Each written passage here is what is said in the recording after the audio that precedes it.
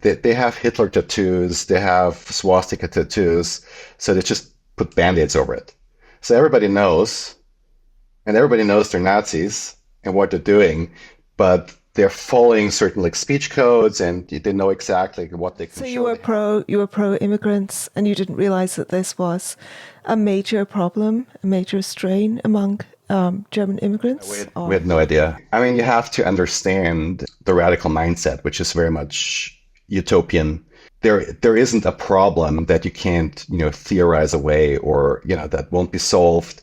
Everything in the end will be solved by the Great Revolution. So, Gerfried, when did you decide to write this article, and what was it specifically that initially prompted you to start thinking about that? It was earlier in the summer, I think, and there were, obviously discussions and debates going on, sort of like in my social circles, that just seemed, for the most part, misinformed and very lopsided. And so I thought, well, given my background, which I mentioned in the piece, sort of like coming from sort of like the underground punk scene and having like that, sort of cultural background as well, I thought it would be interesting for readers outside of Germany who might not know, what's going on here, and that like the German left actually has this dilemma, which I used as the title for the article. When it comes to Israel and the Jewish people, really, given our history. I say our history. I don't think I clarified this in the piece because I'm actually Austrian, so technically not German. But of course, Austria was part of the Third Reich pretty much from, well, not quite from the start, but the so-called invasion was very, like, not a single shot was fired, and 250,000 people welcomed Hitler in Vienna. So, we were in this. But of course, there's a slight difference in terms of how, historically we have dealt with it, because after the war, when the Third Reich fell apart, we could just say, well, we were the first victim of Nazism, forgetting that Hitler was Austrian. So it's our history, and I live in Germany now, even though I'm in Austria at this moment. And I just thought, this would be interesting for people to catch a glimpse of the debate that's going on within sort of like the left and progressive circles in Germany. So you said that you first had a sense that German attitudes towards Israel were different from what you had been expecting when you were touring with your punk band in the early 2000s. Do you want to talk a bit about that experience, what you were expecting, what you'd kind of encountered before, and what was surprising to you when you arrived? So politically, I guess you have to know, like, about the punk scene. What you have to know, I mean, it's not one culture, it's not a monolith by any means. It's very balkanized, and has been for decades. So the political circles I was socialized in, like within the punk scene, were very much of the anti-imperialist left. So far left, radical, anarchist leaning sort of thing. So, and part of that was always that, you would view Israel as just an extension of the West and as an alien kind of entity in the Muslim world, which of course, because they were anti-Western, were sort of, my enemy's enemy is my friend kind of.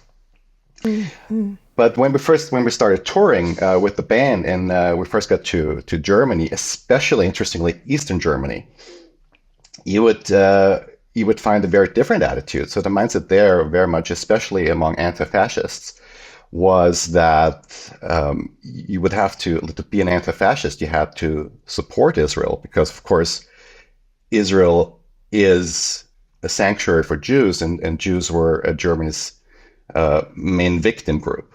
So you'd kind of show solidarity with Israel, and that was very alien to us because we had this anti-American kind of like mindset to begin with. And then it's like, some of it was very radical.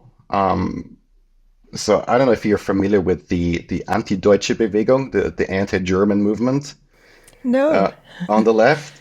So no. that was actually kind of a big deal back then. They just came up in the late 90s.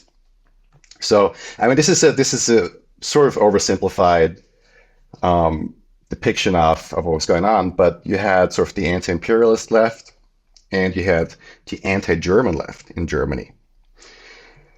So basically, and again, I'm breaking this down to like the basics here Mm, because mm, there's a whole substrata of like complex, things going on there. But what you had was these people who came out. Well, the what the left should be doing mainly in Germany is criticize Germany and criticize German history. And even though they were communists, by and large, there were communists, radical communists. They would side with America, the U.S. in conflicts. They would side with the West, and especially Israel.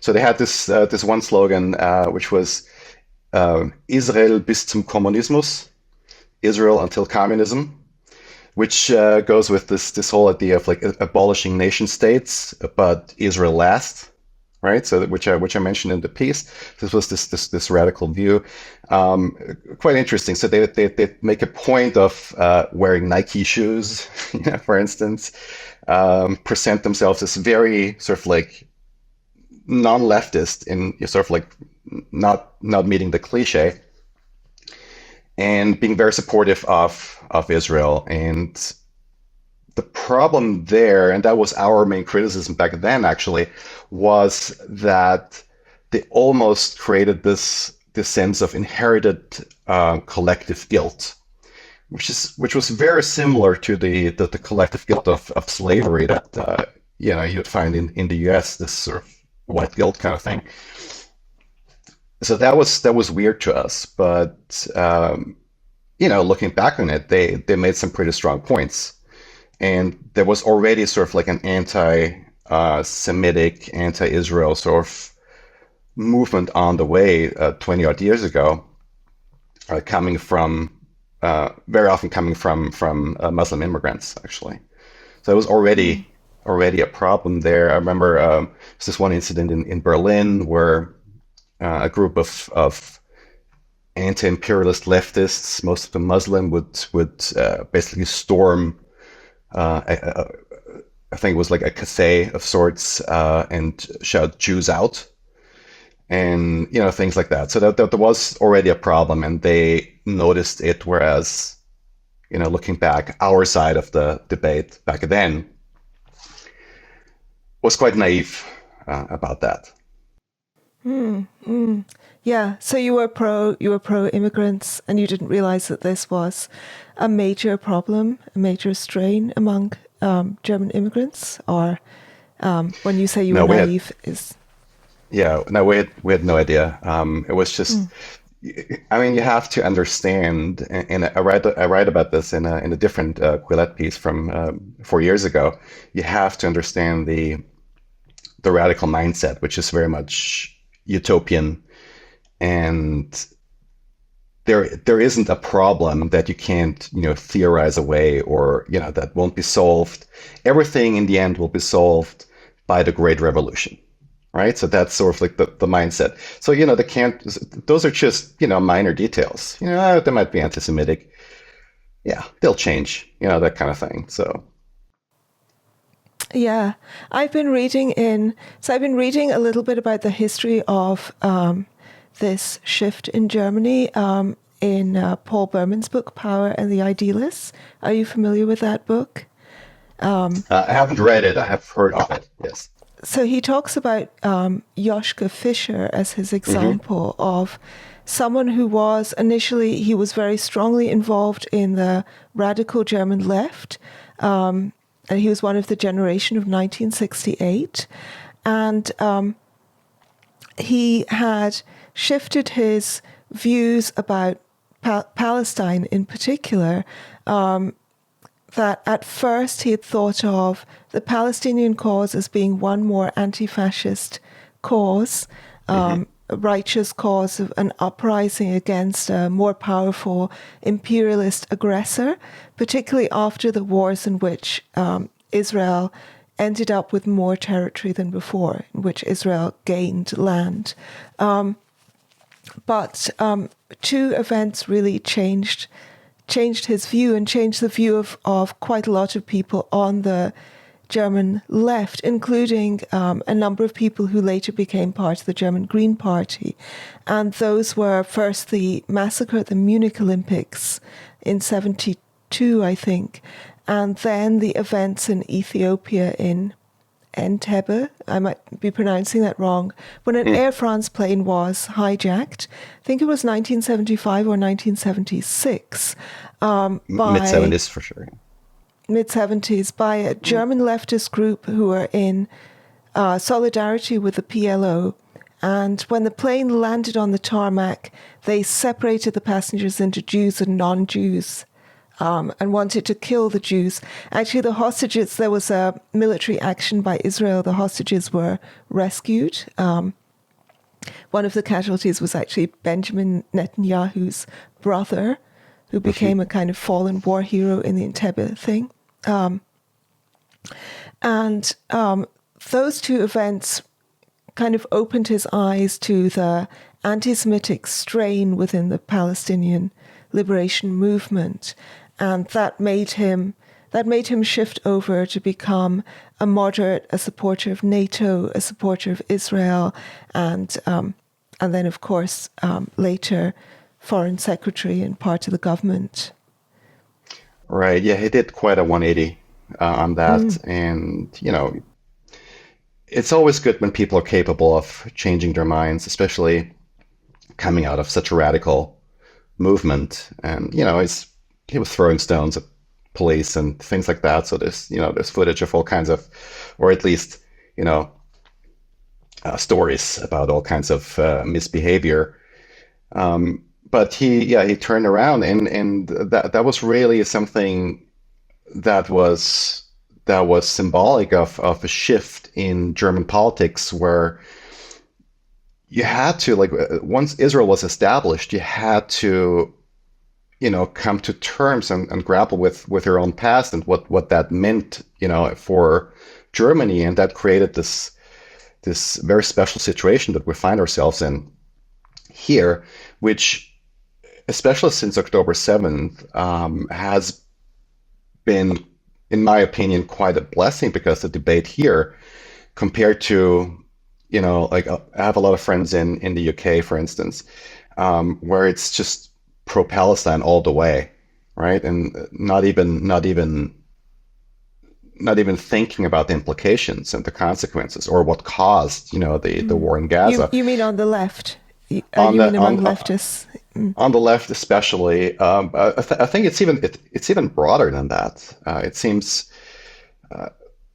even ordinary people who are not necessarily far left, but sort of like left of center, will be very pro-Palestine, whereas here you have this much more nuanced way of talking about it, and it's very different. I mean, even the far left, or especially the far left, a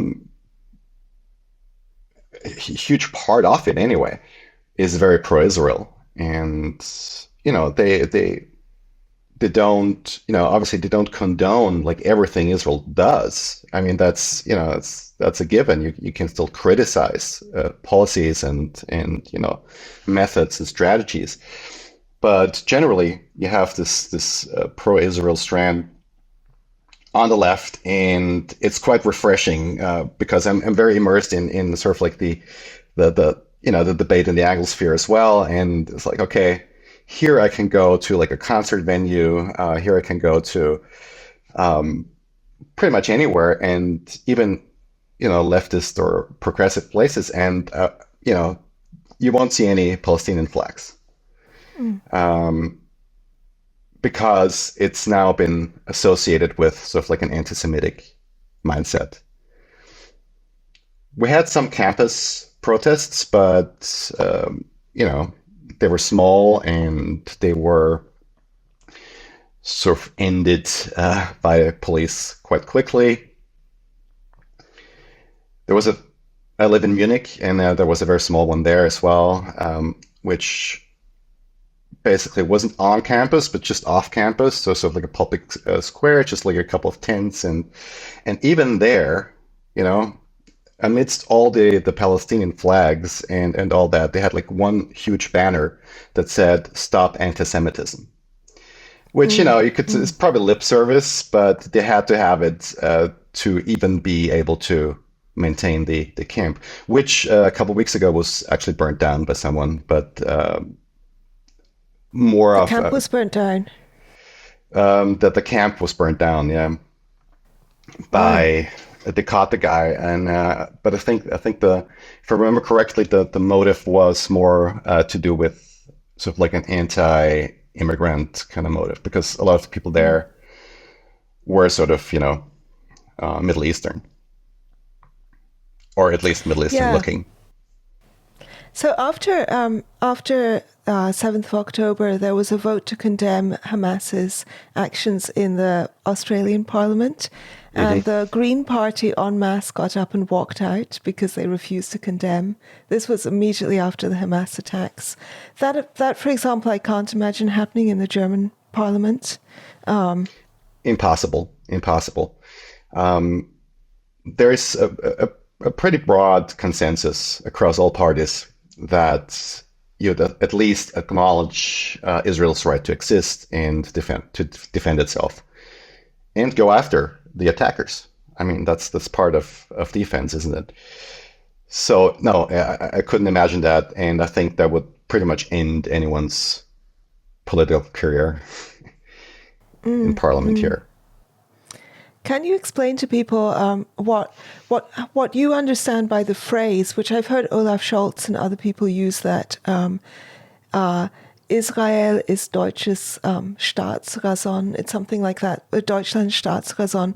Israel's Hmm. Germany's reason of state. What do they mean by that precisely? It's an odd turn of phrase. It is, isn't it? Yeah. It was actually so Schultz said it after October 7th, and but he was not the first to say it. Angela Merkel actually said it a couple years back, I think around 2014. So she coined the phrase as it were, and yeah, what it means is that due to Germany's historic guilt towards the Jewish people, the Jewish state and its safety is sort of, you know, it's our business. Like we as a nation, we have to be supportive of it and help it defend itself. And it's a reason of state. It's really so the phrase just means that it goes deeper than mere policy. It's really deeply embedded in you know, the German sort of like democracy as a whole, because you can't think Germany unless you also think Auschwitz, you also think Dachau and all these kinds of places and what happened there.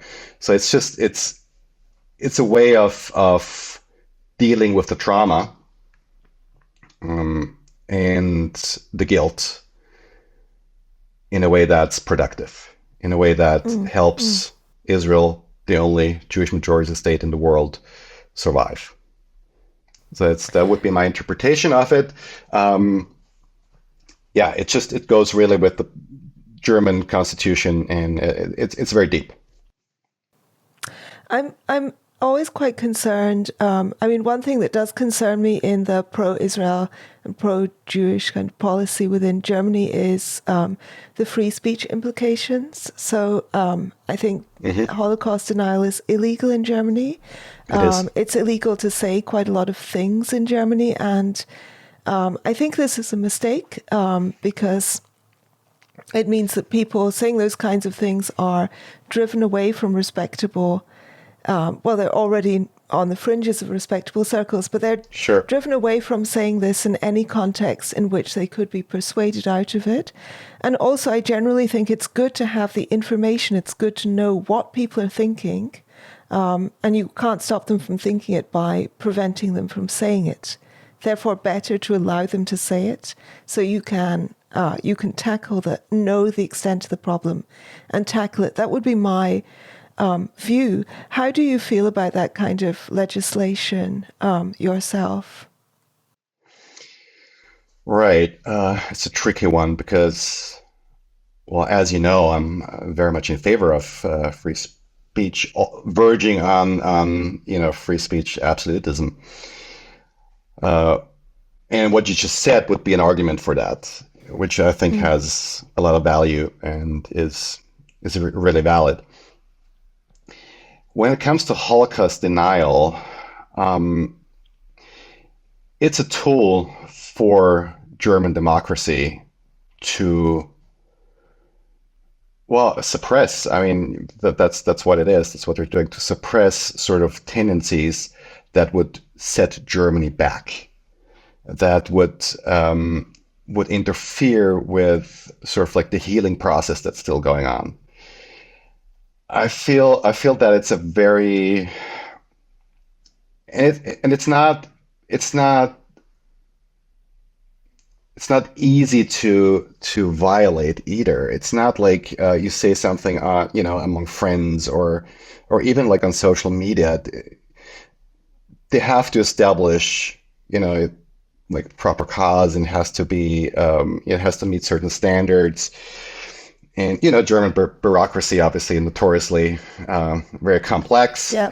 So there's all kinds of checks and balances in there, and the value of, to still uphold the value of free speech and free expression without also allowing something like that, to fester and sort of like come up again. But of course, in certain subcultures, far-right subcultures that still exist in Germany, especially in Eastern Germany, that's still going on. People will say it, and they've come up, with all kinds of like cunning, tricks and methods to say it without saying it, if that makes sense. Yep. So, and it's kind of, another thing that's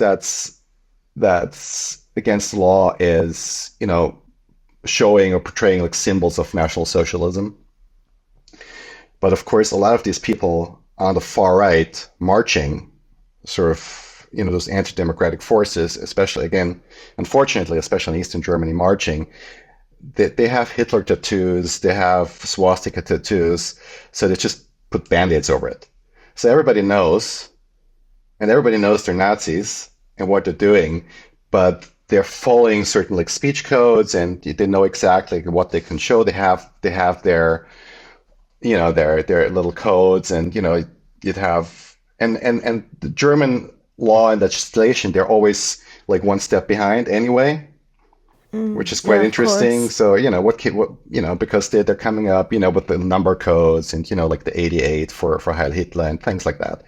So it's quite interesting to see, and these groups are under observation, and you can't, if they're a party, obviously there's always people trying to ban those parties, but that's very difficult because German democratic law just doesn't allow you, again, checks and balances, again, coming from our history, doesn't allow you to just ban a party.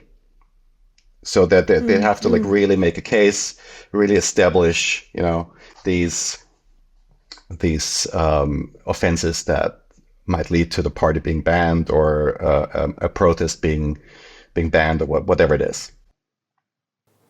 How connected is the party Alternative für Deutschland with that kind of, with the far-right neo-Nazi groups?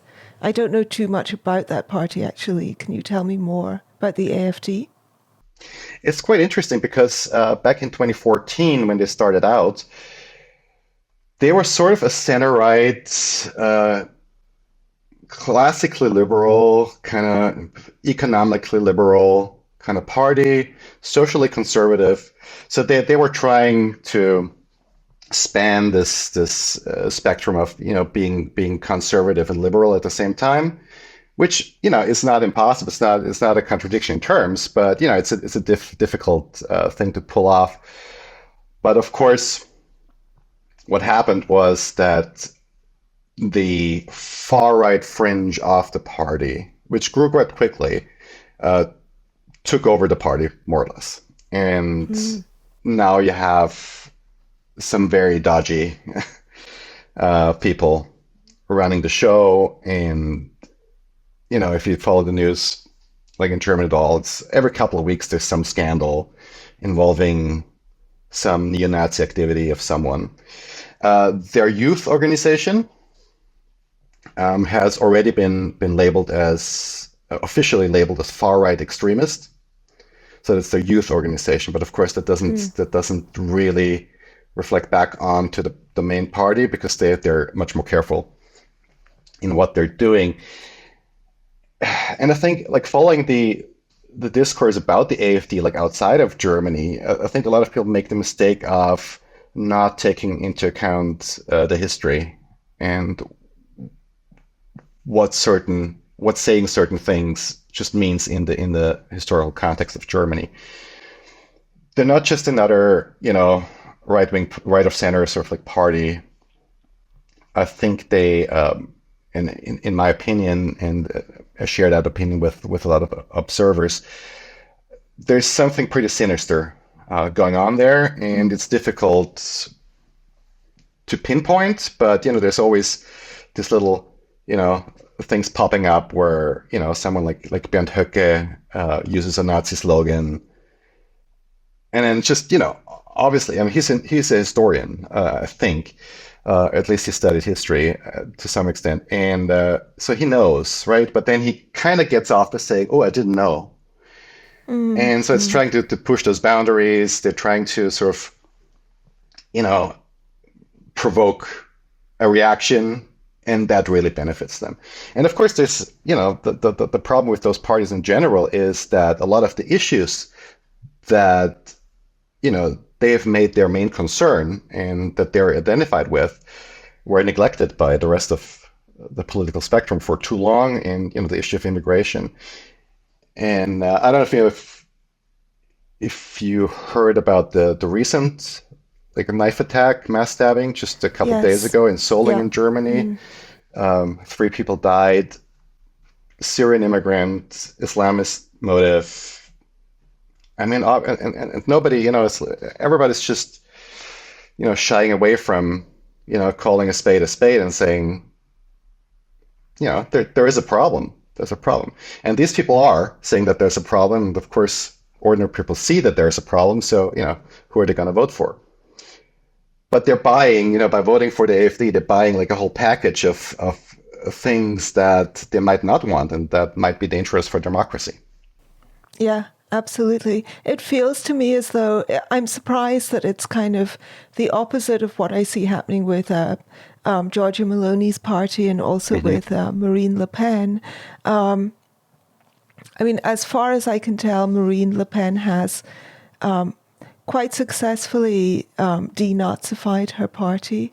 Giorgia Meloni has also proven to be far less far-right than I was fearing that she would be. In both cases, I mean, I don't support either of those parties, but in both cases, they are more paper tigerish than I thought. But the AfD does seem very different in that regard. Yes. Part of the reason also is that they've absorbed a lot of the far-right extremist underground groups that have been around for decades, again, especially in Eastern Germany. And now you see the same people who used to march for the NPD, for instance, or NDP, the so-called National Democratic. And they have like the parties with democratic in their names, I mean, obviously. Yeah, it's a red flag. And it's like it's always weird. But you see the same people now marching for the AfD and the tattoos I mentioned earlier, of the swastikas and the portraits of Hitler and Himmler and Goering and all those people. These people are now in the AfD. You know, they might not be sort of, you know, front benchers, but, you know, they're there and they're, you know, a lot of conspiracy theorists and so forth. You have that in other parties as well. But I think there's a difference, and the difference, again, comes from our special situation in Germany, from our history and all that. The AfD will be anti-Semitic once in a while, but by and large, they're actually pro-Israel as well, which is quite interesting. So in their case, obviously, it's sort of they're viewing Israel as sort of like a bulwark against Islamization, right? So that's sort of like Right. their, which in a way it is. I mean, you know, it's out there, but that obviously makes things even more complicated because you have people on the far left and people on the far right, kind of, you know, agreeing on that for different reasons. But of course, the AfD doesn't want to hear about German guilt or anything like that whatsoever. So they will deny that. There's this, I forget who it was, one of the AfD elders who really sort of caused a scandal for downplaying the Third Reich, calling it, what did he say? I think he said Fliegenschiss. So fly crap or whatever you want to, it's difficult to Yeah. translate. Chicken. Calling, Yeah. yeah, like, I was going you to know, say like chicken shit, but that means something different. it means something Yeah, different, just yeah. it's But like trivial. Yeah. a minor stain on like a thousand year German history, right? But you know, causing one of, I mean, if not the worst war in history, the Holocaust. I mean, it's not minor. It's not minor, and a Yeah. lot of people, Yeah. most people in Germany acknowledge that, and that also, just to bring it back to the current situation with Israel, it's to a lot of people, left and right, and also far left, it's quite clear that Israel's safety is connected to that history and that we have to support it. Let's talk a little bit about the situation with immigration.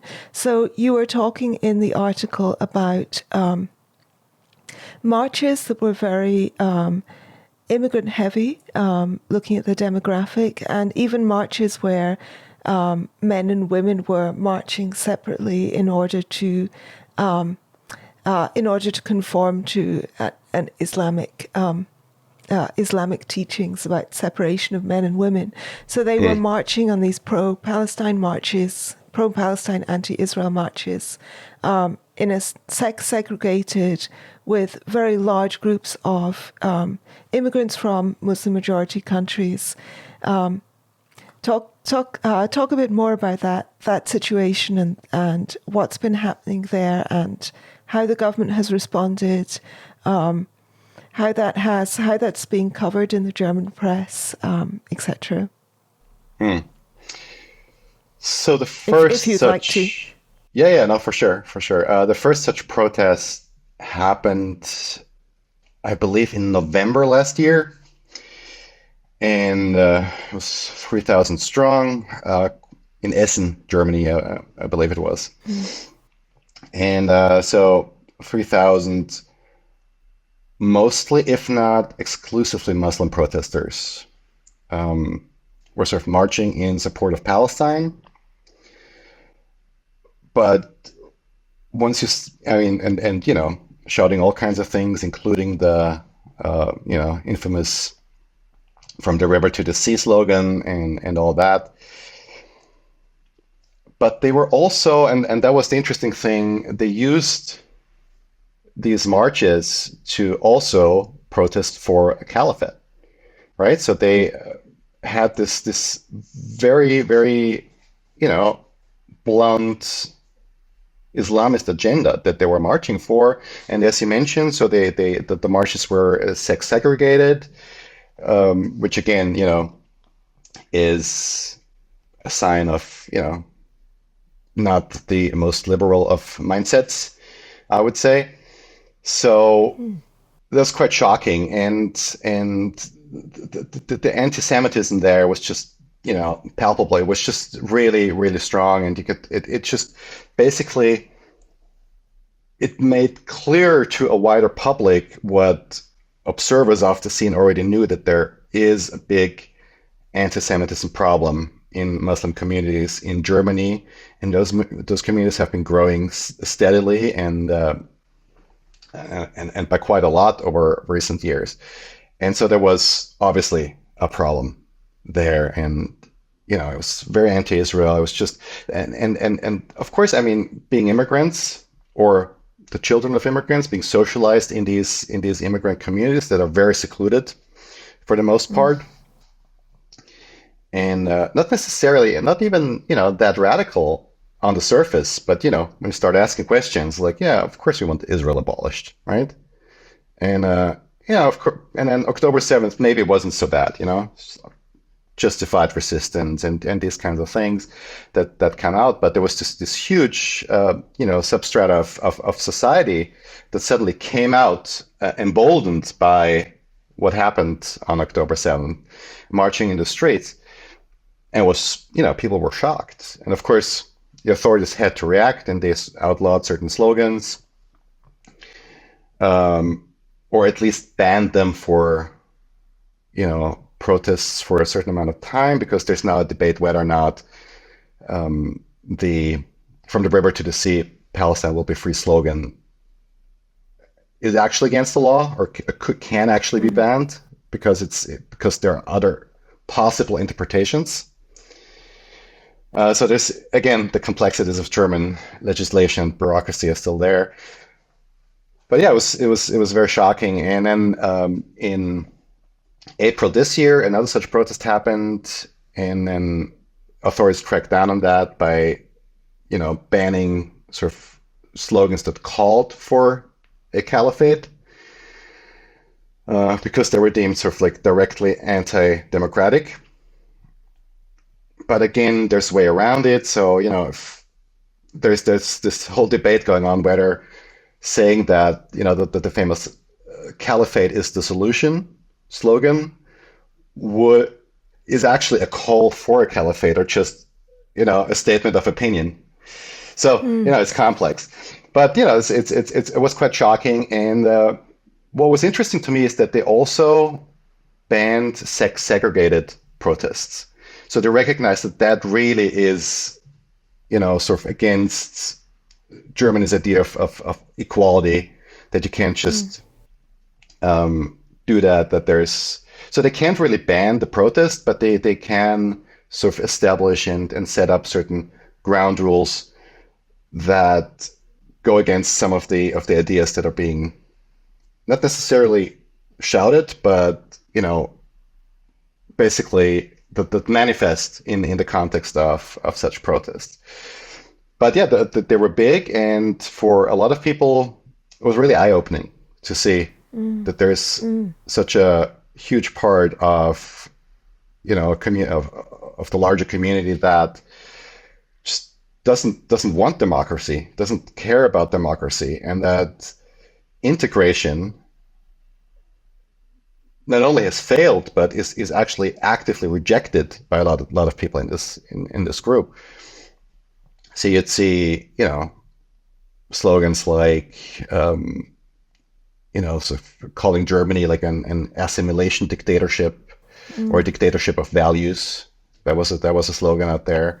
It's like, yeah, no, we have certain values, and of course we're gonna enforce them, because otherwise, like, what's a democracy to do other than defend itself against its enemies?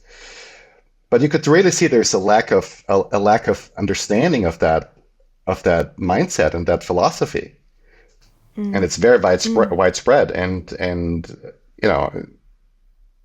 it's not just a small radical fringe. You could see that it's just these people are in the middle of society. They're really well connected, and but if you start digging, you will and there are some really shocking attitudes. Mm. Last How's the week, German? Oh, sorry. Go ahead. sorry, I Carry was on. just going to Carry on. mention Mm. just to that issue. So last week, in Western Germany, there was this huge international like Muslim ecumenical kind of like meeting of moderate Muslims, 50,000 strong. That happened last year, an official sort of event. And there, you know, so that group is, quite, emphatic about their being moderate. But, again, you will find that men and women will be separated like at the event, and Mm. things like that Mm. are still going on. So it's really widespread and quite quite troubling to a lot of people. Mm. How many of those of the people who have been radicalized do you think are second generation, and how many are recent immigrants? So is the same kind of issue happening as that is happening often in the UK, which is that the second generation are often more radicalized than their parents. In some cases, even the parents came to the UK to escape Islamist regimes, but their children have radicalized. Do you have any sense of whether this is a phenomenon of recent immigrants or if this is a generational issue? So the difference between immigration to Germany and the UK is that immigration from Muslim communities other than Turkey is quite a Mm. new phenomenon, Mm. right? Whereas, of course, in the UK, you have, because of empire and all that, you've always had like a certain influx of people from Muslim parts of Asia, right? To Right. sum it Yep. up. So that's big. That's a difference. So there's a lot of recent immigrants, many of whom haven't had a chance to have kids that would be old enough to be radicalized in that way. So when you look back on, let's say, the recent event, the recent stabbing, the attacker was a recent immigrant. So he came to Germany 2 years ago. He was denied asylum. And the scandal, of Mm. course, now is why was he still here to carry Mm. out, well, without any perspective, without any, couldn't, he just was here, right? Um, and was radicalized or radicalized himself, however you want to frame it. So you see, a lot of the radical people that then commit crimes will be recent immigrants. Mm. Generally, sort of Mm. like the crime statistics show that recent immigrants are vastly disproportionately likely to commit crimes, violent crimes, especially Mm. knife crimes, things like that. So that's going on. Of course, the same problem that you described for the UK also exists here, where even a second generation feels kind of at odds with the mainstream society, not having, really been taught its values, which Mm. isn't really their fault. It's just because they grew up in their community where those values are not necessarily shared, and there's a tendency among progressives, very often sort of cultural relativists, to say, well, we have our values, they have theirs. We're going to come together at some point, and but that's not what has happened, and what we're seeing. I used to work in the asylum sector, actually. I don't Mm. think I mentioned this in the piece. No, you didn't. No, I did Yeah. for 7 years in Vienna,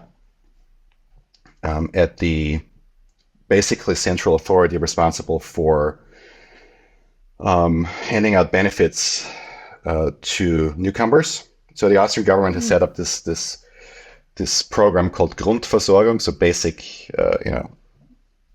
whatever, like basic support Basic in terms needs. Yeah. basic need support or whatever you want to call it,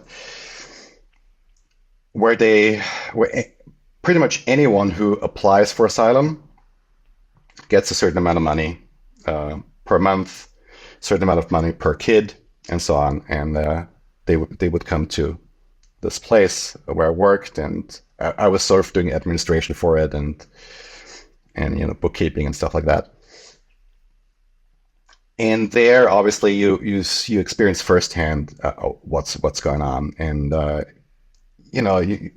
you see that there's that it's really weird because you're sort of like handing out money to someone who for a fact has just come back from Syria to fight for ISIS, right? Yeah. Because what is this Muslim dude from Chechnya or Georgia, whatever, doing coming back from Syria, right? So you kind of know what's going on. Yeah. And so Right. there's this, and of course you couldn't, we put up posters, basically, without words, just images, sort of explaining like just the most basic rules of behavior, towards women, especially, right? And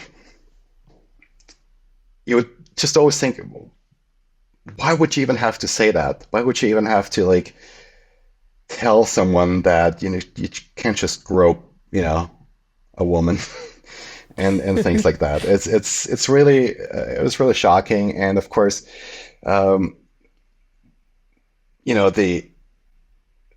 patriarchy in that culture was rife, and you could just you knew if you couldn't, they wouldn't let like the wives talk at all, but of course the Austrian government sees them as equals, and they a lot of men just wouldn't have it and just didn't understand why we would even want to talk to his wife, right?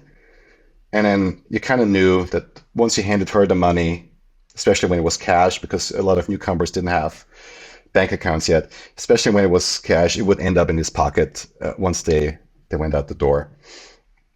So quite frustrating and disillusioning for, someone who's always been more on the left when it comes to immigration.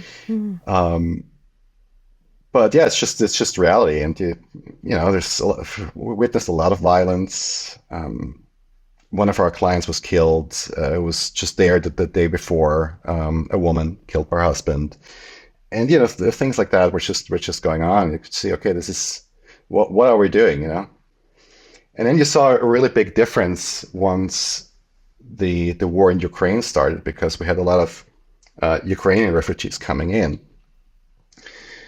And that again was eye-opening to just really highlight the difference in culture that you would observe, because the people coming in showing great gratitude just to be safe, right?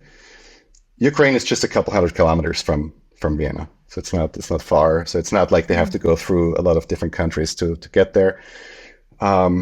There were even people who, when it was safe to go back to their town, would come to our office and offer to pay the money back that they had received. A lot of people offered to volunteer to translate if they spoke German or English, right? So it's a completely different atmosphere and mindset that was going on. So yeah, it's just those are just some firsthand experiences that really play into all that, and kind of, I guess, explain where I'm coming from also. Yeah, just I think in the last kind of 10 minutes of this interview, I wanted to ask, what are your, this is a big question, but what do you feel, what kind of actions would you like to see the German government taking, or what kind of attitudes would you like to see more prevalent among German leftists?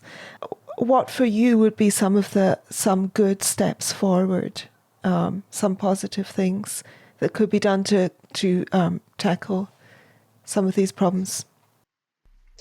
Right. I guess I'm one of those people who's been driven away from the left, by wokeness and just, but also having sort of like getting a bit of a grasp of economics, which, of course, the far left and communism and things like that don't seem to have. So it's difficult because I don't consider myself as being like off the left anymore. I don't like the label. I'm not a conservative. I'm not, on the left. It's just floating around, I guess. If they started to put facts and evidence before ideology, and that would be a good start, right? Especially on Yeah. the left. I guess you have the same problem on the far right as well, but this is just when it comes to extremes, that's what you always see. So that would be a good start. But coming back to the dilemma that I'm describing in the piece, which ties into that, is that of course what you saw on the left, and this goes pretty far to the center, maybe even crossing the center, is this influence of the post-colonial mindset and theory that came in, and so you don't really have this kind of left that mainly or sees as its main purpose to look after the working class, right? You don't have that. You have sort of a weird moral elitism that is going on, sort of like and, we all know what I'm talking about. It's sort of like the, what people call wokeness, and which now people shy away from the term, but I think I want to bring it back more, because I think it's really like, they called themselves woke just a couple years ago, so Yeah. Yeah. we should take them by their word and say, oh, and it's good to have an umbrella term, because it's, Right. I think it's even a tactic to try to diffuse, this ideology and confuse people by not having a term for it. But I think, and now pretending like the right invented, woke as a term. And I'm trying not to, play into their hands by not, calling them on their shit, as it were. Right. So, Yeah. so that, but recent years with the post-colonial stuff, like when that got really strong, I mean that really undermined the anti-Semitism cause that the left had. It really undermined some of the, Western value structure that was underlying sort of like leftist ideology. And it's like, that was mostly about economics. So you don't have that anymore. And now it's seeped into the culture so much that I really don't know how to, extract like anything positive from like, leftist thought at the moment, that has any redeeming value at this point, because it's everywhere. And, with the post-colonialism, it's just been another way of, it's just really been pulling the rug out under a lot of really sensible and maybe reasonable policies and opinions that were floating around on the left. But now it's all about speech codes, and people seem to have the feeling of, or a sense of, what they have to go to be on the left, to be progressive, they have to go all in. Which, whatever the latest fad is, you have to go all in. It's almost it's the mirror image of Trumpism in a way, because there also is like this cult of personality. You're either for it all the way, or you're no longer part of the core. And and I recently felt that firsthand. Maybe I should mention this because, as you know, I'm a musician as well, Yes. and I recently got cancelled by the UK punk scene this summer for my. Sorry to laugh. I'm Yeah, laughing no, at it them, is kind not, of funny you know. because it's so niche and all that. Because they discovered my heterodox activities online, and they weren't very pleased. And it really But the caused, punks, yeah, no, you were you're they're, too controversial, punks. It yes, just goes there, we call doesn't those it? people the scene police. Yep. So, you know, they're going around and trying to smoke out like any dissenters. But it had some real life consequences because a lot of my my friendships are tied into sort of the scene and like the music scene and things like that. And so we had concerts planned for September actually, and those concerts are now going ahead without me because Oh, I'm so sorry. That it sucks. became too risky. I mean, these are some of my oldest friends in those bands, but it became too risky for them because they're very, in some cases, their whole like their livelihoods are kind of tied into the scene as well. It became Right. too risky for them Yep. to be associated with me over That's really opinions. sad. Over Yeah. opinions. It's quite it's quite shocking, and I tried to sort of like reach out to like my detractors a little just to see because they were actually quite close to our little community and the band and things like that. Some of them people I knew or people who know me, and so it's really weird, but it was just a complete blanket no, we're not going to talk to you, just this kind of thing. So and these are people who see themselves as being at the forefront of a positive sort of progressive like movement that's happening, and it's really just you know the same old like cancel culture and in group kind of thinking. But it ties into what I just said about being all in.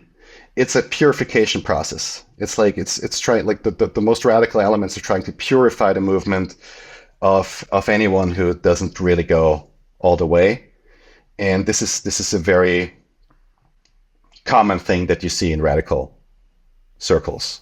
That there's a tendency towards ever increasing radicalization, and then obviously to keep that going, you have to get rid of people who are not all in. And I guess well, I mean, obviously, like a lot of the stuff I've said goes directly against what they're thinking. But again, at the end of the day, it's just opinions, and that. But if you're of the opinion that words of violence and all these kinds of things, then such actions seem justified to you, and that's what we're seeing. But yeah, I mean, there's as I said, there might be some redeeming value in the left or even the far left because very often the motivations are positive. As you know, there's fighting poverty and things like that. But that's obviously not how to get there. And I think Absolutely. that's just yeah. It's been quite frustrating. But I've removed myself from um, those circles over the last couple of years anyway, and it really freed me up in terms of my thinking, which is great.